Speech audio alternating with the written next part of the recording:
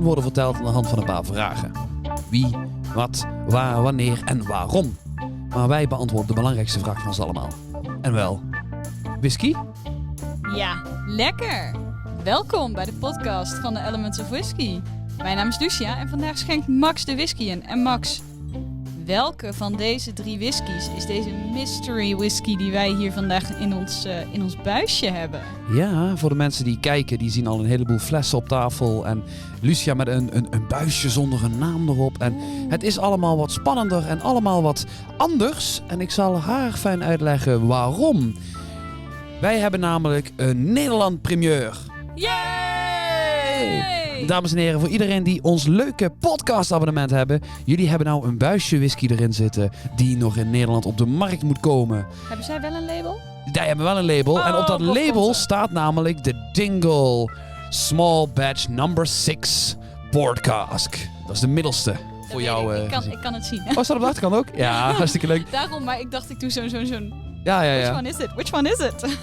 Dit is een Deze aflevering. hebben natuurlijk alles gehad, hè? Dat weten de mensen ook. Ja, voor de mensen dus die kijken. En we raden aan om deze aflevering sowieso op YouTube te bekijken. Waarom?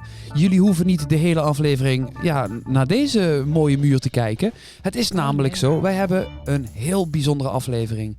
Want we hebben een interview met Graham Coull. Yay!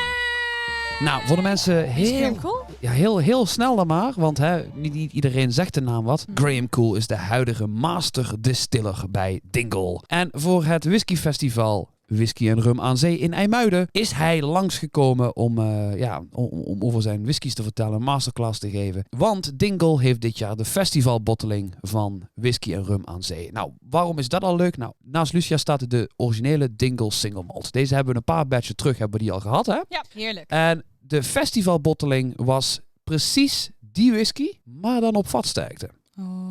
Maar goed, weet je, deze aflevering ging niet over whisky en rum aan zee. Hoewel het wel een heel geslaagd festival was, ook dit jaar. Gaat het over, het beetje een kijkje achter de schermen. Dus we hebben een heel uitgebreid gesprek waarin voordat de beursvloer geopend werd, hebben wij kunnen zitten en hebben en jammer genoeg Ik wil net zeggen, je zegt wel wij, maar met wij bedoel je Graham Coull en jezelf. Ja, sorry. Want Lucia... Helaas moest ondergetekende werken. Dus Lucia kon daar niet bij zijn. It's maar the hospital life. Maar gelukkig hebben we wel jouw vragen gesteld. Ja, of er een geturfde Dingle aankomt. Nou, mijn belangrijkste vraag aan Dingle. Ja. Of er een lightly peated Dingle single malt komt. En die vraag heb ik gesteld. En we krijgen daar een antwoord nog op. Nou, maar voor de mensen die dus deze aflevering kijken voor ons podcastabonnement. Want je hebt het pakketje en denkt van, wat is dit? Nou, deze whisky moet nog binnen deze maand vanuit release. Wanneer de aflevering online komt, deze maand komt dus ook deze whisky op de markt. Super vet. Wij hebben er zin in. Very excited. We vinden het hartstikke leuk om jullie deze als eerste te kunnen presenteren. Dus ik ga nu niet langer kletsen. We gaan nu naar een heel uitgebreid gesprek hebben met Graham over zijn carrière, zijn bevindingen bij Dingle. Zijn vrouw lacht hem achter de schermen uit. Zeker de moeite waard is om te beluisteren. Er bij. En we gaan dan de nieuwe en de laatste in hun small batch release series. Want er gaat geen nieuwe meer komen. Nummer 6 is de laatste. We gaan het hebben over de Port Cask. Lucia en de mensen thuis, schenk er maar in. Ik heb hem al gehad met Graham. Dus ja, ik moet vandaag even hier met een kop koffie zitten. Wij gaan nu. Oh, zo zielig. Dus dames en heren. Wel heel zielig. Wel heel zielig toch? Wij gaan zo meteen terugkomen hier naar de studio, na het interview, om te kijken wat Lucia van de whisky vindt. Dan heeft zij alle tijd om er aan te snuffelen. En dan zie ik jullie zometeen weer. Maar eerst Graham Coull in IJmuiden. But I'm sitting here with Graham. How are you? Thanks for being here, first of all. I'm very good, yes, yeah. Enjoy my time in the Netherlands. Yes. First time visiting or? Second time, but the first time was only briefly. We were in Amsterdam for a weekend, a wet weekend in February it was. Yes. So we saw quite a lot of the pubs and restaurants, but not mostly so the inside. mostly inside. It was very wet, I remember. But you're currently living in Ireland, of course, near Dingle, I imagine. Yes, yeah, living in Dingle. Okay. Made the move across. Dingle is from Scotland, if nobody's picked up the accent. Yeah. It's not an Irish one, Yes. but it's definitely Scottish. So we moved across almost 2 years ago now. Okay. To Dingle, which is on the far west coast of Ireland. Almost as far as you can go. And before we talk about Dingle, I'm really excited. Like you have been working in like the whiskey industry for 25 years, if I remember correctly. Yeah, before 25 plus 2 now. So okay, so 25 in Scotch whiskey, and then 2 years in Irish. So. And where have you been working before? At what distilleries and as what role did you have? Yeah, well, I started way back, 1994, and my first job was with William Grant and Sons in Dufftown, who they family-own Glenfiddich, Balvenie and Caninvie distilleries. So I started there, actually on the bottling side of things. I was bottling Glenfiddich because they did everything in-house at that time. And then, I did my time there, and then I got the opportunity to move into the distillation side. Okay. And over a few years, I took over Glenfiddich, Balvenie and Caninvie, which is the third distillery on the site. So it was great experience, great learning from it. And that wasn't the only Scottish distilleries you worked at? You made a move? Made a move from there. Yeah, I move every 11 years or so, or 14 years. Okay. That's my cycle, or it seems like that. So in 2005, moved slightly further north in Speyside to Glen Murray Distillery in Elgin, and took on the role as kind of dual role as distillery manager and master distiller. Okay. For Glen Murray. And now we start this new cycle of 11 years at Dingle. Yeah, hopefully I've got 11 years left in me. Maybe a few more after that. But it's nice to spend a decent amount of time at a distillery, because you get the chance to see what you've done come through and be released. So it's nice to work with other people's work. You inherit the work of the predecessor, and then hopefully you add something to it. Make your own mark, and you make your own decisions, and hopefully you hand it on in good fettle for the next. And this year there's been the first whiskey from Dingle in the core range. Is this something that was your idea, or was this something that is from your predecessor? No, I think it was a natural progression for Dingle.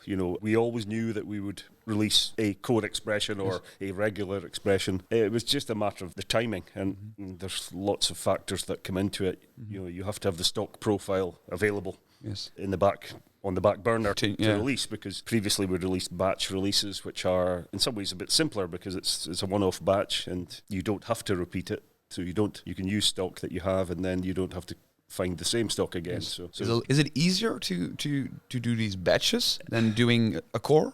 From a whiskey release point of view, well, from a production and construction point of view, it's maybe easier. You don't have to have that long-term planning. But on the other hand, it's fairly work-intensive to keep changing batches all the time, and down the chain, you're working with your suppliers and your customers. To chop and change all the time creates a lot of work downstream of the distillery. So it's nice to have, but it's also nice for Dingle to make its mark and put a whiskey out there that is there for the future.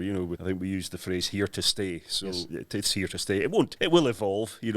But certainly I would say maybe 3-4 years of this core expression, and then we'll maybe tweak a little bit, some tweaks or twists to it. I'm really excited. You saying like it's here to stay, so let's try it. At least that's what I. Yes.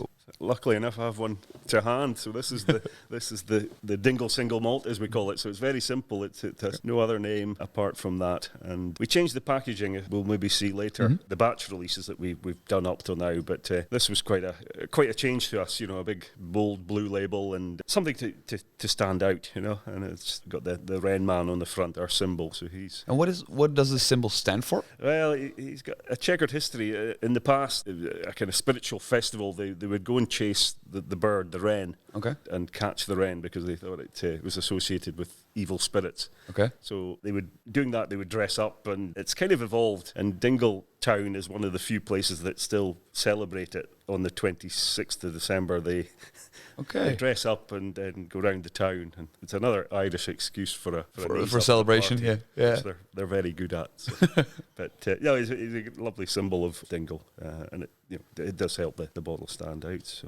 So let's try it. Yes, I'll let you have a little hold of that, and we'll have a glass of the Dingle single malt. First thing that really is just interesting to me is like it's 46.3% volume, alcohol by volume. Why the 0.3? I'd probably like to sit here and say, it's the absolute sweet spot for the taste. But no, I'll have to be honest and say it was just to make a little bit of differentiation from our batch releases, which are 46.5. The reason for it being around that strength is that it's non-chill filtered. So obviously the whiskey's coming out of the cask at cask strength, and we're adding our own water to that. But we don't go down too far, because if you reduce the strength too far, you have to go through chill filtration, which can strip out some of the character of the whiskey. So we're trying to keep as much of the flavour in there, because Dingle, we pride ourselves on using only first fill casks. Okay.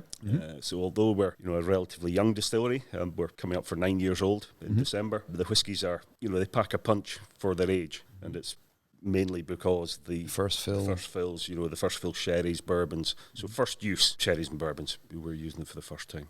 I'm used to holding a glass of whiskey in my hands and just enjoying a glass, but this is a very great opportunity to talk with a master distiller. Like, how could I appreciate a Dingle the same way as you could, or you appreciate it? Or could you talk me through how you sit down and how you enjoy a glass? Yeah, I'm not one for telling people what to do with their whiskey, because I think it's a personal thing, personal experience, and we all drink whiskey at different times and different experiences, different situations. So it very much, it's really do what you want to do. The whiskey's there. Hopefully, it's been prepared in as good a way as we can. This is a mid-strength whiskey at 46. So some people will drink it neat, will not need to reach for water, but others will want to add something to it, and again, there's no right or wrong way. No qualms about somebody putting even a lump of ice in it. If that's how you want to do it, then it's fine. But with any whiskey, I think the first thing, obviously, your nose will tell you quite an awful lot. So do take a little time to have a sniff of the whiskey, and also pour it and let it sit for a little while, because it kind of needs time to breathe and just acclimatise if the bottle's been in a cold environment or, hopefully not a warm environment, but generally you'll store your whiskey in a cool place. So let it just warm up to room temperature. And then you'll get the volatiles, the real volatiles will be sitting there, or, I can smell the whiskey from here. So something's leaking out already. So just go close and have a sniff, and don't dive in too much, because with this whiskey it's fine, but if you have a cask strength whiskey in your glass, then the alcohol will burn the inside of your nose, a burning sensation, so you'll not smell anything after that. So yeah, just tread carefully and just have a sniff and let your imagination go, and let your brain think, well, what's this going to taste like? And you could almost then tell if you want to add water or not as well. So if it's quite sharp, and as I say, if you feel it's quite intense, it packs a punch, then you're probably thinking to yourself, I'll maybe need to add some water. Right. But again, once you've nosed, then just have a little sip and let the flavours just accumulate in your mouth. And sometimes it's better to nose, then sip, then go back to the nose again, because once you've tasted it, your mouth is connected to your nose, so you will pick up different things the second time. But it's personal. If you like just to pick up the glass and have a drink, well, just do that, because it's your whiskey. All right. Let's try it, because I'm really very excited. Plunge it. What do you think? I'll put you on the spot. To be honest, I would lie if I would tell that this is the first time I had a Dingle. So I really like it. What I find very amazing is it is a very full bodied. It doesn't feel watery. It has this really nice full body, very fruity. I really like that. No, I'm glad you like it. I constructed the whiskey knowing, obviously, that this was going to be a permanent expression, a regular expression, and also that it was going to be available in different countries. So I tried to create a whiskey that would appeal to a wider audience. Some of our batch releases are a little bit more on the wild side. Not so much wild, but they're very, I wouldn't expect everybody to like every batch release that we've done, and because the world would be a dull place if they did. But for this, again, constructed with a nice balance and a nice sweetness there, the fruitiness, as you mentioned, and that's coming from a combination of two cask types that are contained within the whiskey. So this is obviously Dingle Spirit, which has then been matured fully for its full duration in a combination of Pedro Jimenez sherry casks and bourbon casks. Okay, so it's not a bourbon aged whiskey and then finished on. No, it's just separately. There is quite a lot of finishing done, and some people just assume if they see sherry, they assume it's finished or port. Okay. They assume it's finished, but no. So this is full maturation. So it's spent, 60% of it, or 61% to be Very precise. Very precise. Spent its life in the Pedro Jimenez cask and 39% in the ex-bourbon. So it's heavier on the sherry. It's Than got on the the most bourbon. sherry content of any Dingle release so far. Wow.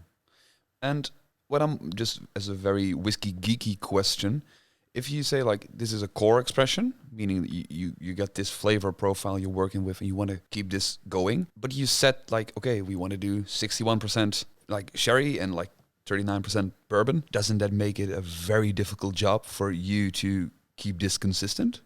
It does, and when I quote figures like 61%, it's not to say that we do still make this in batches. We don't, we haven't made up enough whiskey for the next 3 years. It's still obviously evolving and maturing in the warehouse. So this whiskey, although we say it will remain the same, it will be tweaked. It will be adjusted depending on how I feel the casks are coming through. So there may be a batch with 58%, or 57% Pedro Jimenez. It will vary slightly. All right. But again, the main aim is to try and retain that character, that flavour, because hopefully consumers will buy a bottle, finish it, and then come back and buy another bottle, and they're looking for a similar taste. Exactly. They want it to be peated the next time they buy it, or non-peated. Talking about peated, I heard stories whilst walking here yesterday about you introducing a peated whiskey, like a peated expression from the distilleries you worked with previously. Is it safe to assume that in the near future a peated dingle could maybe exist? I think it does exist, albeit in a young form at the moment. It's not quite whiskey. No. When I joined Dingle, I was fortunate to be given a very free hand to do what I wanted with the spirit and the whiskey. So we've now made peated spirit twice. So 2 years ago, and then this year we made a second batch of the peated spirit. So maybe, in, let's say, 3, 4, 5 years, you might see some of that being released as young Dingle. And we're talking like a single malt, like a peated Dingle, the obvious like Irish whiskey that you probably previously couldn't try. A single pot still. Is that also something that is in the pipelines, or that's about to release, or is released in a batch form? Or we make single pot still as well as single malt. So single pot still is made from a different set of ingredients. It's made from malted barley and unmalted barley and other unmalted grains if you want to add them, whereas single malt is 100% malted barley. So we do make the two styles. Single pot still is very traditional to Ireland and dates back many years when there was heavy taxation put on malted barley. So the Irish, as they would do, they looked for a loophole to get round it, and they obviously started adding in unmalted grain, which predominantly would have been unmalted barley. So it's quite a different style, and we've done limited edition releases where we've currently had 4 pot still releases, and will be a 5th release next year. And how is it for you as a Scottish master distiller, taking like this very, I almost get this playground feel, like you were given a distillery and like do your thing? Yeah. Is it this playground? Is it this so much fun? And it's a bit like that, because again, you're coming to a distillery that at that time was probably 6 years old. So you're coming to a distillery that's on its way, but obviously not the finished article. And the way I look at it, I'm looking to organise Dingle and the spirit and the whiskey for the next 10, 15 years. So our releases in 10 years' time, you have to think about that now. You don't turn up 10 years later and think, right, what will we do today? You have to have some form of plan, but that plan has to be flexible as well, because things will change. Things will change, people will change, flavor like preferences from the general public can change. How do you steer this? How do you have like this crystal ball in which you look and see like, okay, within 10 years, everyone loves sherry, or everyone loves, or is it, how do you make this plan based on what? It's difficult. We are fortunate, I think, because whiskey is a very traditional drink. So I think the foundations of whiskey and the traditions will not change dramatically. Sherry matured whiskey, bourbon matured whiskey will always be the mainstay. But it doesn't stop you trying other things, other cask types, and just playing with the process as well to see. So we're fortunate in Ireland because we can play around. We have single malt, we've got pot still. Obviously Dingle up till now has been triple distilled, but the peated spirit I made was double distilled. Okay. So we've lots of permutations that we can do. We've got a little bit more of a lenient policy on which types of cask we use. Okay. So they do not always have to be made from oak. So there's lots of different things to explore, but to counter that, I need to be careful as well. I don't want to go into the warehouse and have such a mixture of casks that you cannot form anything. Yeah. Okay. It's all very bitty, and so you need a bit of a structure there and a bit of a backbone to work with, and then you can play around on the edges. And would you say that the backbone of Dingle lies more on the sherry cask or more on the bourbon cask? Because this is predominantly sherry. Yes, I think so. I mean, we're not... It's difficult to know what everybody else does, Sure. but we do fill a high percentage of sherry casks. Around about 40% of what we fill is sherry, and obviously they've all been first fill casks. That's bringing in intensity and a richness to Dingle. But bourbon forms a good part as well. Port, around about 10% port casks we fill, and then others, wine, rum. I'm very excited to take a little stroll with you to your playground, because this is something for the wider audience, and you created a batch, created a batch series. Mm-hmm. There's something about to happen with it. It's not being continued. There's one last bottle, and then it's this chapter ends, or We're having one last hurrah on both sides, the single malt and the pot still. okay. Because we're on the single malt. I actually have the bottle here. The single malt has reached the batch number 6 now. Okay. So this was released just last week. Okay. So it's very, very fresh out of the distillery. And it's been nice, the batch series has been great for people to follow the journey of Dingle and see the whiskey develop, because the first release was back in 2016. Okay. So back then you're talking 3-4-year-old whiskey we're now at 6-7-year-old in the batches. So people have seen it develop. They've seen all the different cask types being used, predominantly bourbon and sherry combinations, but we have introduced port previously with combined with bourbon, and we've also introduced Madeira casks in batch 5. But this one, batch 6, is the first, which only contains one cask type. Okay. And it's been fully matured in tawny port casks. So you can maybe see the Colour. lovely deep colour that the port casks have infused. So again, that demonstrates the maturity of Dingle, where we're at now, that we are able to release a whiskey with one cask type. The reason for combining cask types previously was really to get a bit of flavour from each different cask type to help each other, almost like a blend, but not. It's still single malt, but you are blending different cask types to bring something to the party. Whereas this one, now, my feeling is we're now at a stage where, no, our port casks can stand on their own, our bourbon casks can stand on their own. So you'll start to see more releases from Dingle that will be one single cask type. And it becomes easier to understand as well. Yeah. So, but I'll let you have the hold of that, and I think we can have a little taste as well. There are very great illustrations on the back.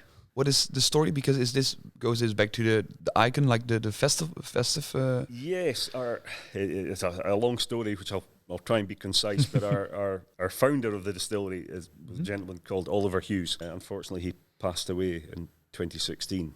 But it was his passion for Dingle. Even long before the distillery started in 2012, he would visit Dingle on his holidays and brought family down. So Oliver had strong connections with Dingle, and when he always wanted to build a distillery. The previous business, which is still going, was a brewery and pubs in Dublin. But he had this great idea to build a distillery, and the easy option would have been to build it in Dublin, where they had their infrastructure. Exactly. But no, he knew it had to be, he knew Dingle had a special place. And the artwork on the back is a local artist. Liam O'Neill, yes. So we have what we call founding fathers who invested in the distillery at the beginning. They bought casks or gave money to the distillery. And Liam O'Neill is a founding father. But he's also a very talented. Yeah, we'll try to add the picture in so that people can see it at home. Yeah. I'm wondering, you moved to Dingle, the town, because maybe not very clear for everyone, but Dingle is the name for the distillery, but it's named after the town it's founded in. That's right, Dingle town. It's a small fishing town. On what is called the Dingle Peninsula. So the peninsula stretches out into the Atlantic. It takes you about an hour to drive from the start of the peninsula to get to the far tip Okay. So it's and there are only 2 roads in and out. So, Okay. So once you're on the peninsula, once you're in Dingle, you're there to stay. Okay. For a while anyway. And it's a beautiful part of the world. You've got lovely beaches. You've got the mountains as well. Mm-hmm. And you can capture all of Ireland in that one peninsula. Beautiful place. And do you miss Scotland, or do you say like, no, I'm so living life to the fullest in this little peninsula, on this little peninsula?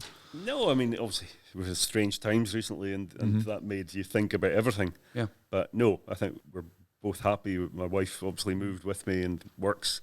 Okay. I would say she supposedly works for me at the distillery, but I think it's the other way around.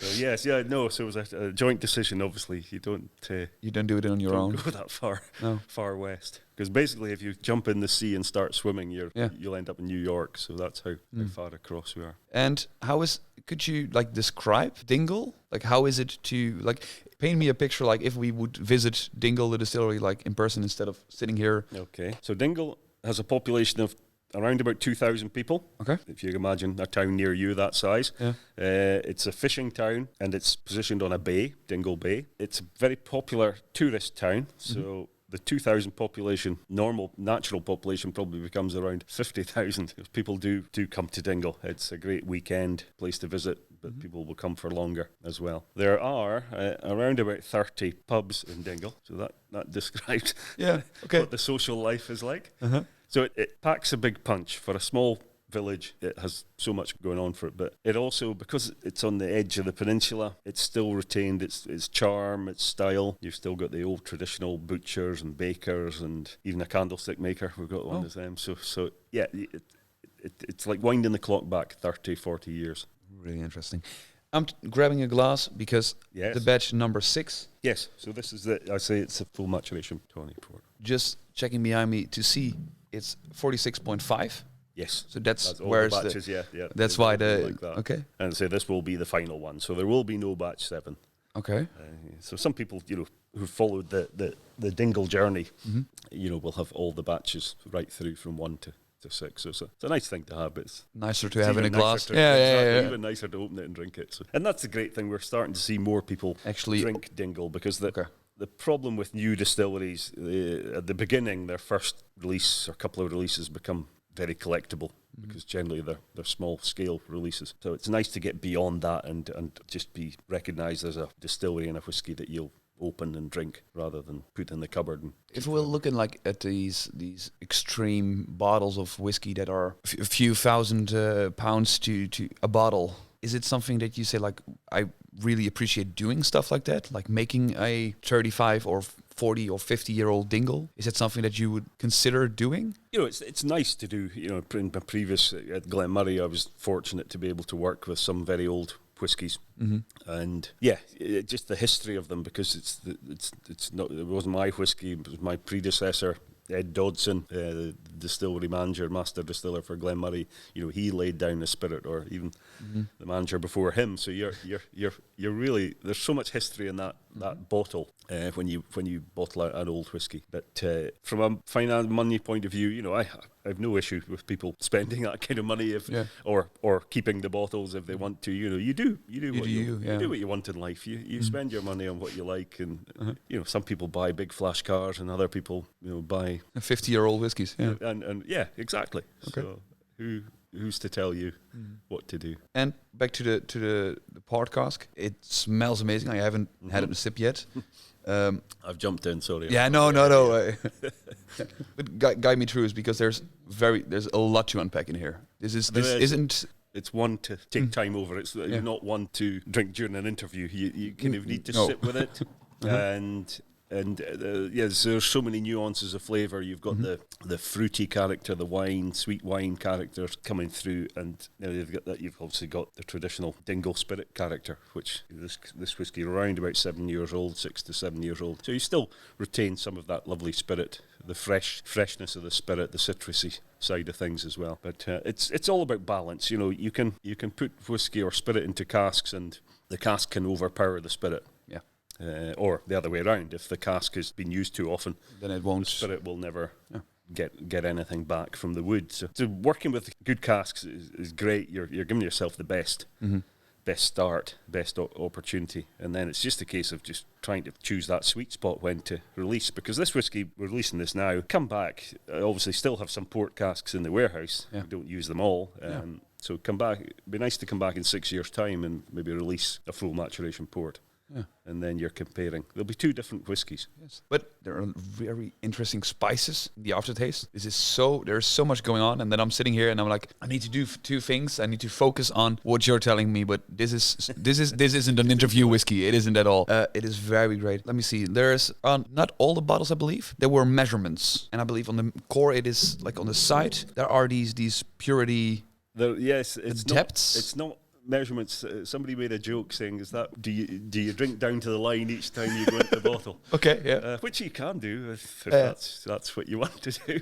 But no, it's to demonstrate that we have our water sources from the well, which I believe is 240 feet. It says on the bottle, so it must be true. It must be true, yeah. I've not been down to test whether it is that deep, but it is certainly deep. And so it's all about the Dingle story. Everything's local. Okay.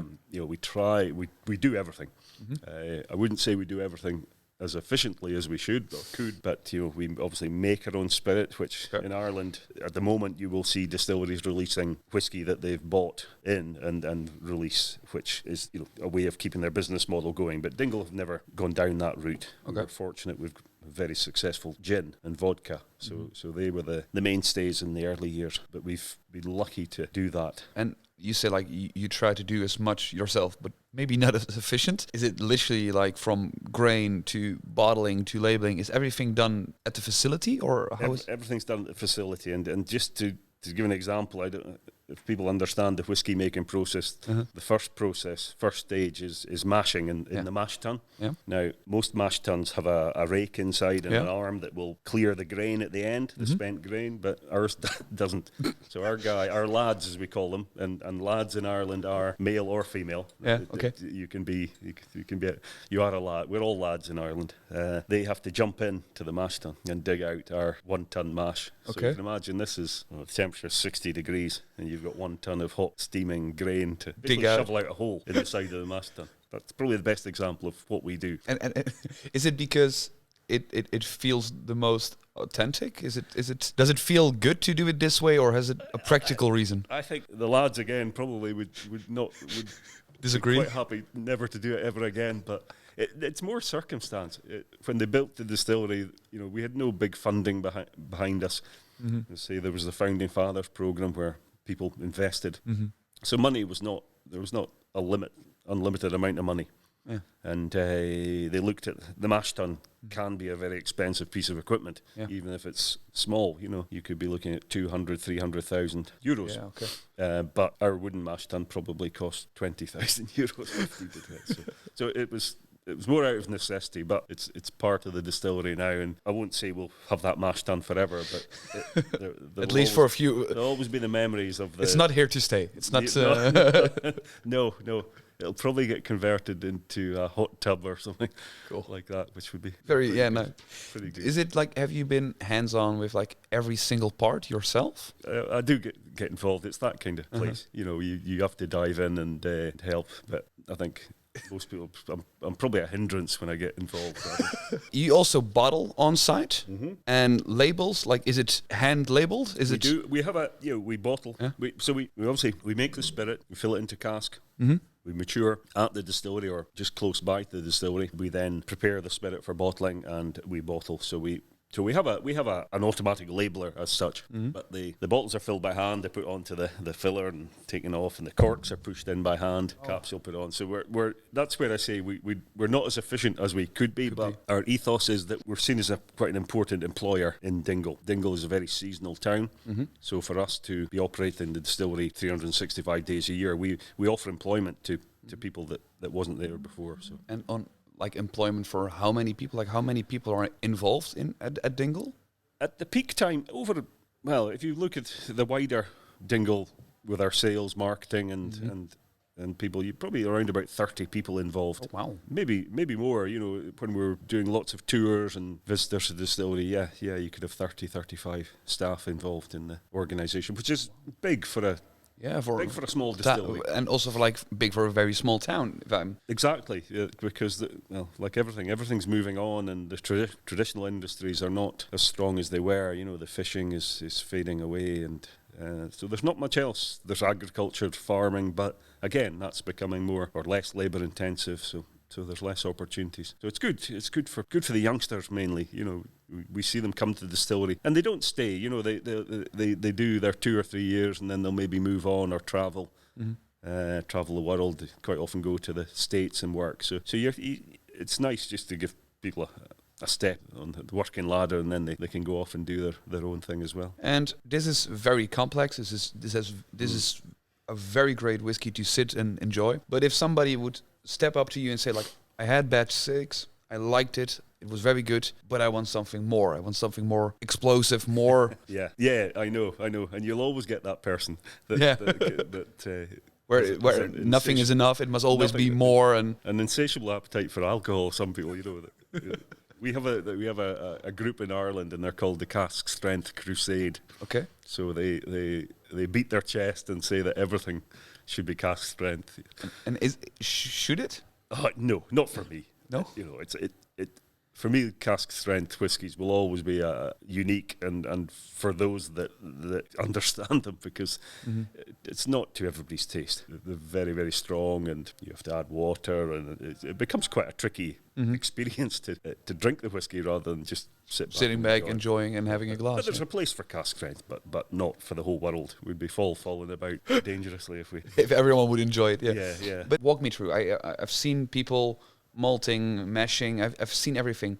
There's just one thing I never saw in person, and that is somebody actually blending different casks together to make one product. How does that work for you? How is it? Yeah, we're still quite very small scale. Our batch releases, or our even core expression Dingle single malt, we make it up in around about 20 to 30 cask batches. So there's not that many casks going in, but before that, what I'll do is sample each cask, and then you can play around in almost a laboratory scale. Mm-hmm. So you play with the quantities and adjust and see what kind of recipe you want to go for. Mm-hmm. And then you jump ahead and you do it on the large scale. Okay. And then reassess. So you maybe tweak it slightly. So with the single malt expression, I said 61 sherry, 39 bourbon. You may be very close to that, but you might think, that's maybe slightly lacking on the sherry, or maybe the sherry's a little too dominant. So you just add one more bourbon cask to it and play that way. But it's if you're saying I'm playing with, you are actually playing with a whole cask. You generally are. You can work with part casks, but when you're up to that quantity, generally you can work with the whole cask. And as I said, you're not there. We're not creating blended whiskey. No. Blended whiskey consumers are looking for absolute same thing every time, little variation. With single malt, you're allowed a little bit of leeway, because that's the nature of single malt. No 2 barrels will be the same. So you can never create the same whiskey again. Is it so? But are these types, if I take 2 casks and I fill them with exactly the same spirit and exactly the same place in the warehouse, can they change this dramatically? It wouldn't be dramatic. It would be subtle. Okay. But even 2 bourbon casks, which bourbon casks are probably the most consistent casks to work with. They're uniform size, they're generally uniformly made, they're charred on the inside to a uniform standard. Right. But all these things have variables. And 6 bourbon casks filled on one day, come back 10 years later, and there'll be slight differences. Okay. Might be sweeter on one might be sweeter on the nose, one might be drier, one might just have a bit more vanilla. So they're all subtle. But then when you start to mix more casks together, then you're smoothing out any edges that may be there, and the whiskey becomes more uniform. And that's basically your job. That's what you are. That's it, really. It's to get it right at the beginning. So make the spirit and put it into the casks that I think we'll need, and then at the end select the casks to make the best whiskies we can. Okay, I'm excited. We don't have water by hand. That's the only downside currently, but I've heard you have been Dingle has been making the festival bottling for whiskey and rum aan zee, and it's the first Irish festival bottling in the Netherlands ever. So that's quite exciting. It's at cask strength, so it's a hefty beast to say at least. What can we expect for like this festival bottling? How did you go on like picking a cask? How did this happen? So this, as you say, this is I didn't know it was the first Irish whiskey festival bottling, but it's the first for Dingle to do something like this. You know, we have released our batches, we're releasing our Dingle single malt, but this is our first venture into a very limited release. There's only 300 bottles. Oh. And not that it adds to the taste, but it's the first one that has my signature on it as well. Okay. So it's signed on the front. But no, apart from that, it's been a pleasure to do something like this because it attracts a different bit of attention for the distillery and creates interest in a different way. So to create the whiskey or to select the whiskey that's inside the bottle, I made a decision that it would be nice to let people taste the single malt release in its natural form, cask strength. Okay. So this is what you have in here. So this is, again, the combination of Pedro Jimenez bourbon casks, but at a cask strength of 60.6%. Okay. So it's something to prepare for? Yes. Again, this is one, I said you drink your whiskey how you like, but this is probably one I would try and advise people add how some to water. drink it. Definitely add some water. It's 60.6. It's hefty, and whiskies at that strength can remain a little bit closed, a little bit tight because there is just so much alcohol effect in there. So if you can, water will open it up, and you can hit your own sweet spot as to when you like to drink it. You'll never add so much water to bring it down to the 46.3. You just never would. You're starting at a high level, but you may, you'll certainly take it down a few percentage points, and the water, as I say, opens up the whiskey. But have a look at that. So it's 300 bottles precise. Exactly 300, yes, numbered as well. Oh, and it's all done by hand. All done by hand, and the only bit I did by hand was signing the labels. And you did sign every 300 labels. I signed 300. Hard work. But again, my wife, she wrote the bottle numbers and the strength on, so she had a bigger job and labelled it and did everything. I will put it next to the collection of what we tried today. Now I'm gonna dive in. Yeah. It has exactly the same, like the like the fruity notes I'm getting from the single malt. I'm getting that as well, but this is so much more aggressive. So much more intense, It's almost, if you just think of it in concentration terms, you're almost half as strong again, So I think for me the sherry influence is probably even more dominant than previously. It really comes through, and obviously the colour as well is so rich. It's basically everything at Dingle is non-chill filtered. Natural colour. Yes, non-chill filtered natural colour, and obviously this is now cask strength. So everything you see in the glass is coming from the distillery or the cask. Oh wow! So that's it's distillery spirit made, obviously, and then it's down to the casks after that. And the climate in Dingle is very mild. Okay. And the whiskey matures well because of that. It's, coming from Scotland, you go into the warehouse in the winter, it could be sub-zero for a few weeks. Okay. And the whiskey just does not interact with the wood at that temperature. So in Dingle, it doesn't drop below 5 degrees in the winter. Oh wow, okay. It is more consistent? I would say so. It's certainly maturing at a faster rate than in Scotland. So that's one up for Irish whiskey. Okay, no. It all helps us though, because again, releasing whiskies at younger age, you want to give it the best shot, and it's the first fill casks, the consistent maturation. It all comes together, hopefully, in the taste. I will try it. Yes, but tread carefully. The taste is, I was like, okay, this is very surprisingly mild. And then the aftertaste, After's a killer. Everything is okay. Because I kept that in my mouth quite a while, and it was very sweet and very tasty at the front end. And then the once finish. you swallow, it's like, whoa, wow. Then it goes up through you. It's not, no, I shouldn't.